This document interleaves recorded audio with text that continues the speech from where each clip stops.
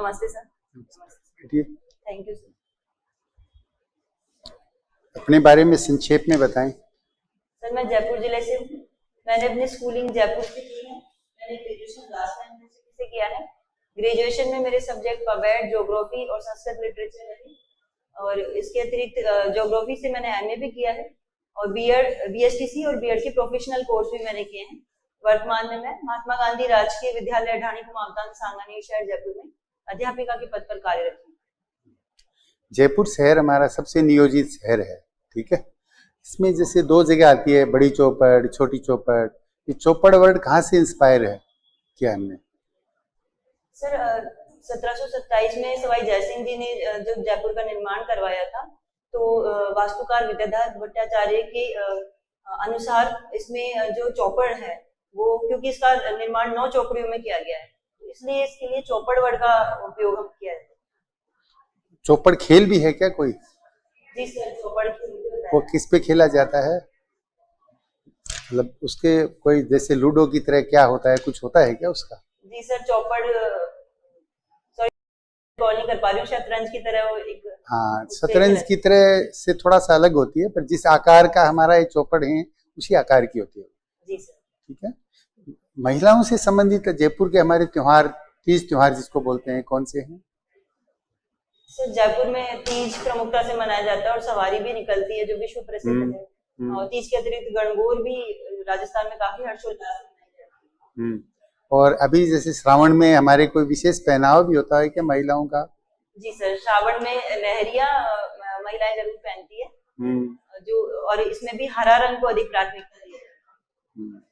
अभी एक क्लीनलीनेस के रैंकिंग आई है पूरे देश की, तो हमारे राजस्थान का कुछ है क्या उसमें रेफरेंस, कहीं पे कुछ स्थान है हमारा? जी सर, मैंने इसकी रैंकिंग के बारे में पढ़ा था राजस्थान यूनिवर्सिटी की, लेकिन मैं अभी माफी चाहूंगी, रिकॉल नहीं कर पा रही। आप रिकॉल नहीं कर पा रहे, कोई बात नहीं। एक मेडिकल टूरिज्म डेवलप करेंगे ऐसा हमारे राजस्थान सरकार ने कहा है। ग्लोबल हेल्थ समिट जो हो रही है वर्ल्ड लेवल पे, उसमें हम इसको पॉपुलराइज करेंगे, मार्केट करेंगे कि मेडिकल टूरिज्म के लिए हमारे पास आए। क्या होता है medical tourism? Sir medical tourism से तात्पर्य है कि हमारे क्षेत्र में अस्पताल की ऐसी सुविधाएं उपलब्ध कराएं जिससे अधिक से अधिक लोग विदेशों से या फिर स्वयं के देश से भी, अन्य राज्यों से हमारे क्षेत्र में आए और हमारे हॉस्पिटल्स में इलाज करवाए। तो एसएमएस हॉस्पिटल है जिसकी प्रमुख भूमिका इसमें रहेगी, और मेडिकल इंडेक्स में अभी हमारी 10वीं रैंक है, उसमें और अधिक सुधार भी किया जा सकता है और इसे और अधिक प्रचार किया जा सकता है। क्यों आएगा कोई हमारे यहाँ? यूएसपी क्या है हमारी मेडिकल टूरिज्म के लिए? Sir heal in Rajasthan policy के तहत इसका प्रावधान किया गया है और इस मेडिकल टूरिज्म में जो अधिक से अधिक सुविधाएं हैं वो उपलब्ध कराई जाएगी, और जो स्वास्थ्य के क्षेत्र में उत्कृष्ट डॉक्टर्स हैं उन सब की टीम बनाई जाएगी और उनके द्वारा इसके बारे में नियोजन किया जाएगा। अभी राजस्थान विधानसभा में कितने सदस्य संख्या होती है टोटल?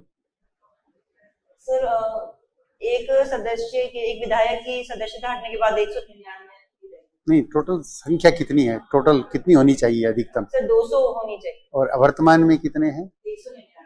तो एक खाली स्थान क्यों है? एक पोजीशन वैकेंट क्यों है?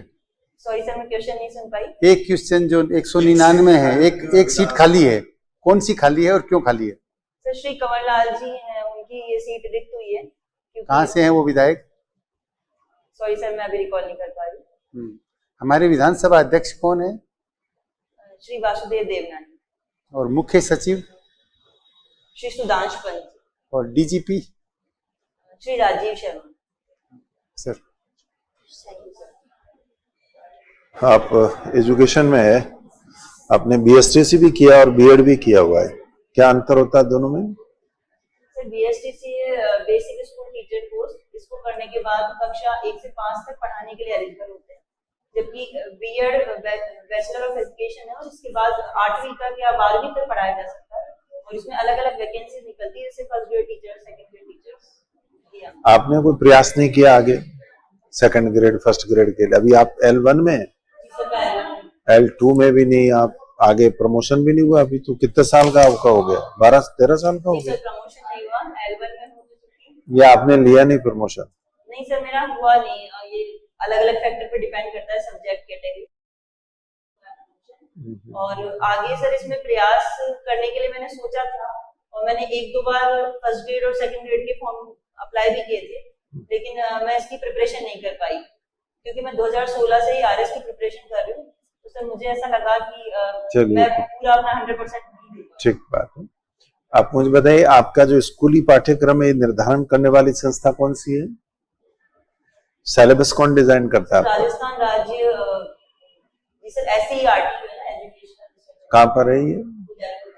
उदयपुर में है। और ऐसे राष्ट्रीय स्तर पर जो है उसे क्या कहते हैं? NCERT कहते हैं। हमारी जो बुक्स चलती है, बुक्स में जो मटेरियल है, कंटेंट है, ये कौन राइट कर रहा है अभी इन दिनों में?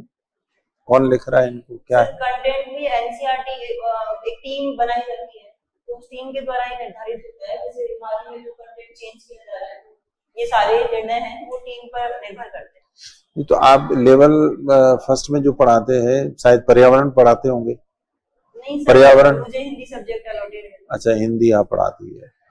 तो किताबें सारी NCERT की चलती है आपके भी, या अपने राजस्थान बोर्ड की किताबें है?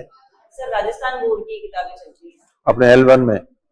जी सर, अभी इस बार जो सिलेबस चेंज किया गया है, इसमें कुछ और चीजें ऐड ऑन की गई है, ताकि पहले वाली जो बुक्स थी वो लेट्स लर्न के नाम से चलती थी, और वो की वो चलती थी। ठीक बात है।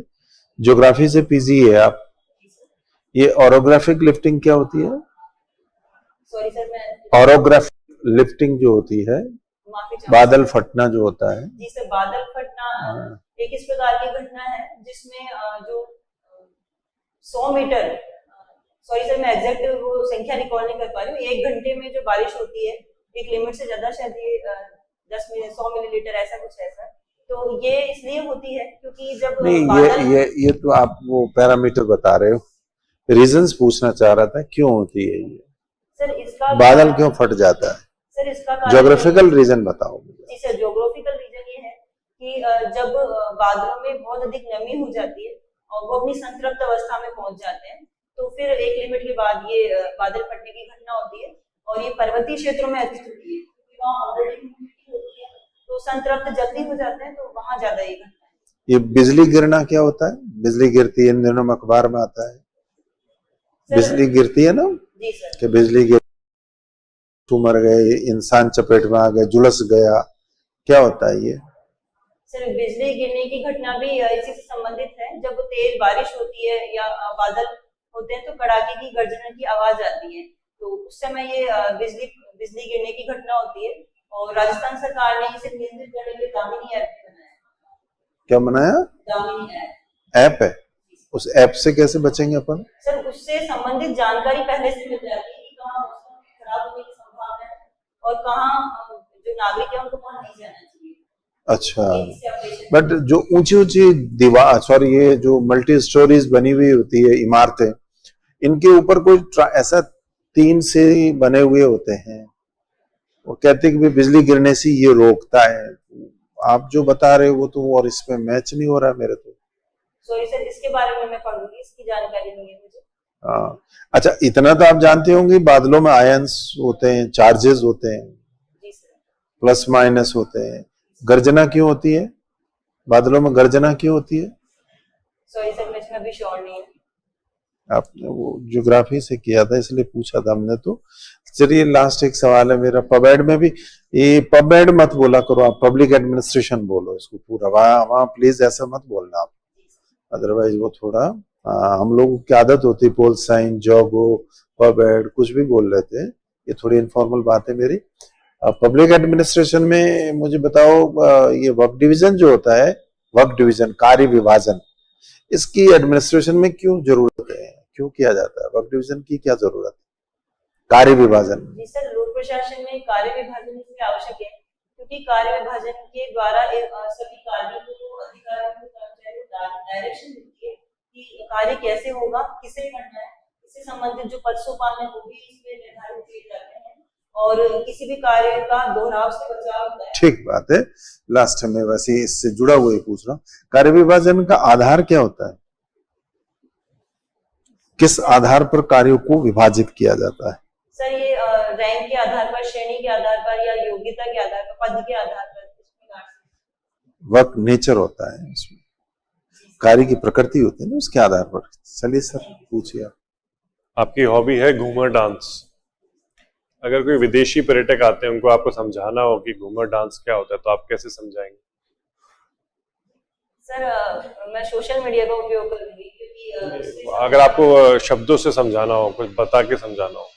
तो शब्दों से मुझे समझाना है तो मैं उन्हें बताऊंगी कि घूमर राजस्थान का एक राज्य नृत्य है, जिसमें एक लहंगा नामक वस्त्र पहना जाता है और गोल घेरे में घूमकर महिलाओं के द्वारा ये नृत्य किया जाता है। इसमें हाथों का लचकदार संचालन होता है और इसके 8 चरण भी होते हैं, जिसे सवाली कहते हैं। तो ये सब मैं उन्हें बताना चाहूंगी। आपको नहीं लगता घूमर में लिमिटेड स्टेप्स होते हैं, 2-4 स्टेप्स होते हैं, वो रिपीट होते रहते हैं? सर घूमर एक ऐसा डांस है जिसमें बहुत ग्रेसफुली वो किया जाता है। तो यद्यपि इसमें स्टेप्स लिमिटेड होते हैं, लेकिन फिर भी ये करते हैं और ये काफी अच्छा लगता है। एक होता है क्लासिकल डांसेस, इसके बारे में बता सकते हैं? राजस्थान में या फिर भारत में शास्त्रीय नृत्य जिसे हम बोलेंगे। जी सर, शास्त्रीय नृत्य संस्कृति मंत्रालय के अनुसार इनकी संख्या 8 है और जबकि कुछ अन्य मान्यताओं के अनुसार इनकी संख्या 9 है। और कथक नृत्य, भरतनाट्यम, मणिपुरी और कुचिपुड़ी और सतरिया। सतरिया डांस कहाँ किया जाता है? सर ये असम में किया जाता है, जो शंकर देव जी ने प्रारंभ किया। अच्छा, इसकी क्या विशेषताएं कुछ और बता सकते हैं आप? सर ये मंदिरों में परफॉर्म किया जाता है, तो ये से देवता क्या है। और Manipuri dance? Sir Manipuri dance sir Manipur में किया जाता है और इसमें विशेष प्रकार की वेशभूषा पहनी जाती है। राजस्थान में होता है कोई शास्त्रीय नृत्य? जी सर, राजस्थान में जयपुर में कथक का घराना है, जो महाराजा कथक डांस के बारे में बताइए, इसमें आप क्या बताना चाहेंगे? कथक शब्द का तात्पर्य कथा के माध्यम से अभिव्यक्ति करना और कथक के लखनऊ में और जयपुर में प्रसिद्ध घराने हैं। कथक नृत्य में जो नर्तक हैं उनके द्वारा इस प्रकार से पाद संचालन और अंग संचालन किया जाता है कि किसी देवता की कथा को उसके माध्यम से वर्णित किया जाता है। और फेशियल एक्सप्रेशन पे जो लखनऊ घराना है वहां ध्यान दिया जाता है, जबकि पाद संचालन पे जयपुर घराने में अधिक फोकस किया जाता है। आप श्योर हो इसमें देवता की को कथा के बारे में बताया जाता है कथक में? सॉरी सर, शायद मैं इसमें कंफ्यूज हो रही हूँ, लेकिन ओवरऑल बाकी जो जानकारी है इसके बारे में। आप ज्योग्राफी के स्टूडेंट हैं। राजस्थान में जो हाड़ौती का क्षेत्र है और जो ढूंढाड़ क्षेत्र है, इसमें जयपुर भी आता है जहां से आप आते हैं, इनकी ज्योग्राफी को आप कैसे डिफरेंशिएट करेंगे? सर सबसे पहले तो ढूंढाड़ क्षेत्र है, वहाँ पे अरावली पर्वतमाला का विस्तार है, जबकि हाड़ौती क्षेत्र जो है वहाँ पर चूंकि वो पठारी क्षेत्र है तो वहाँ की अलग ज्योग्राफिकल जो क्वालिटीज है वो है। ढूंढाड़ क्षेत्र में जलोढ़ मृदा है, हाड़ौती क्षेत्र में काली मृदा और लाल मृदा है। ढूंढाड़ क्षेत्र में सागवान वन, धोप वन, मानसूनी वन है, जबकि जो ढूंढाड़ में सागवान के वन कहाँ है? सागवान के वन कहाँ है? ढूंढाड़ में मानसूनी वन है और सागवान वन अधिकता से हाड़ौती क्षेत्र में मिलते हैं। और जो इसमें फसलें होती है उनमें भी डिफरेंस है, जैसे वहाँ पर मक्का, सोयाबीन। अच्छा, पठार आपने बोला कि हाड़ौती में पठार है, पठार कैसे बनते?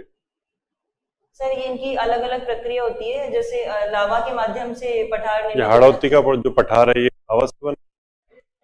जी सर, ये विंध्यन कगार और दक्कन लावा पठार उनसे मिलकर बना है, तो दक्कन लावा पठार लावा से। और अरावली कैसे बने? जी सर, अरावली वलित प्राचीन वलित पर्वत है। जी सर, इसके बारे में अभी इतना रिकॉल कर पा रही हूँ। अवशिष्ट अच्छा, ये हिमालय के इतने बड़े बड़े पहाड़ है, ये कैसे बने?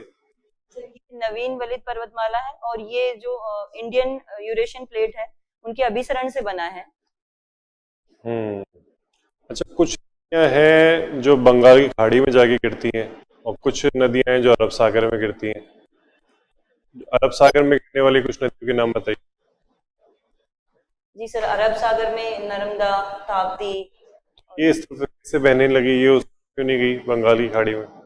सर नर्मदा ताप्ती भ्रंश में से होकर बहती है, उस भ्रंश का जो ढलान है वो अरब सागर की तरफ है, इसलिए अरब सागर में। ये गोडावण कहाँ कहाँ पाया जाता है राजस्थान में? सर ये पश्चिमी राजस्थान में प्रमुखता से पाया जाता है और जैसलमेर इसका प्रमुख स्थान रहा है। उसके अलावा नहीं मिलता कहीं? सर उसके अलावा भी है, लेकिन राजस्थान की बात करें तो मेजर जैसलमेर, बाड़मेर, जोधपुर क्षेत्र में है। इस क्षेत्र के अलावा राजस्थान में और किसी जिले में नहीं देख सकते इसको? सर 12 में इनके लिए ब्रीडिंग सेंटर स्थापित किया है। और राजस्थान से बाहर की बात करें तो? राजस्थान से बाहर भी है, लेकिन संख्या से कोई राजस्थान में ही। वो तो है, लेकिन अगर कम संख्या में भी अगर देखने को मिल जाए, एक भी देखने को मिल जाए, तो कहाँ मिल सकता है? जी सॉरी सर, मैं अभी रिकॉल नहीं कर पा रही हूँ दूसरे। डीपीएसपी क्या होते हैं? डीपीएसपी होते हैं राज्य के नीति निर्देशक तत्व। जी सर, नीति निर्देशक तत्व हमारे संविधान को दिशा प्रदान करते हैं और ये राज्य के लिए एक निर्देशन का काम करते हैं कि उन नागरिकों ऐसा कोई डीपीएसपी जो आप बताना चाहें कि इस पे सरकार को ज्यादा ध्यान देना चाहिए और इस पे काम करना चाहिए, इसको अचीव करने के लिए काम करना चाहिए, ज्यादा एफर्ट लगाने चाहिए? जी सर, वैसे तो सरकार के द्वारा सभी डीपीएसपी पे ध्यान दिया जा रहा है, और लेकिन 39 जो है 39A, 39B समान कार्य के लिए समान वेतन और 39B और C में जो भौतिक संसाधनों का संकेंद्रण ना हो, सभी के हित में इनका यूज हो, सर ये काफी अच्छे हैं। यद्यपि सरकार के द्वारा इसमें काफी काम भी किया जा रहा है। क्या काम किया गया, एक दो जल्दी से बताइए, एक दो स्टेप्स जो।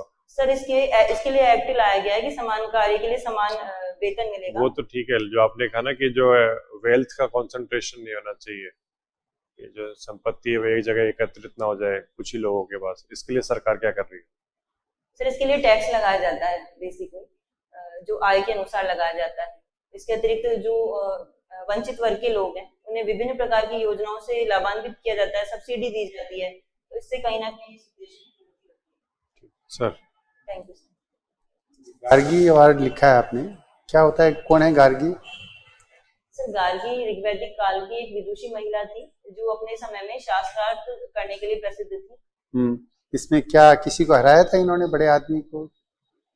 शास्त्रार्थ तो करती थी, पर उनको नाम मिला था तब इन्होंने किसी विद्वान आदमी को जिसकी पहचान थी उनको हराया था।